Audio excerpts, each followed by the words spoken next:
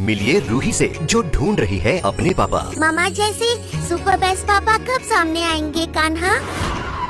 मिल गए।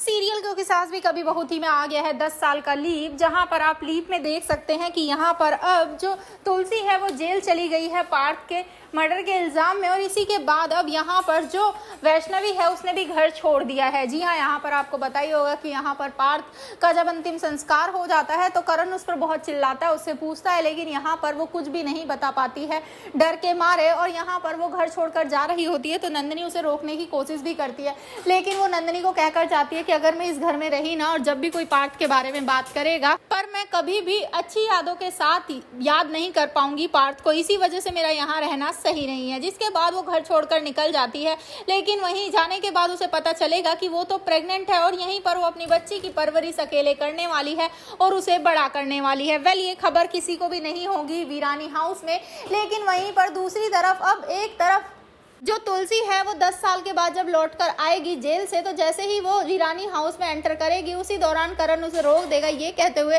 कि मैंने तो भगवान से इतने दिनों में यही प्रे की है कि आप जैसी माँ ना भगवान किसी को भी ना दे, क्योंकि उसे बिल्कुल भी सच नहीं पता है कि पार्थ ने क्या किया था वैष्णवी के साथ, और इसी वजह से यहाँ पर नंदिनी ने उसे बताया भी नहीं था, क्योंकि कभी भी करण ये नहीं झेल पाता कि आखिर उसका बेटा इतना बड़ा शैतान निकलेगा, इतना बड़ा हैवान निकलेगा। इसी वजह से नंदिनी ने उसे सच नहीं बताया ताकि कहीं इसको भी कुछ ना हो जाए। तो अब देखना इंटरेस्टिंग होने वाला है कि जब इन लोगों को पता चलेगा कि वैष्णवी प्रेग्नेंट थी और उसकी एक बेटी है, तो क्या ये लोग उसे वापस घर में लेकर आने वाले हैं। तो भाई आप हैं कितना एक्साइटेड एनुअल ट्विस्ट के लिए हमें कमेंट करें। ऐसी खबरों से जुड़े रहने के लिए आप हमारे चैनल को जरूर सब्सक्राइब कर लें।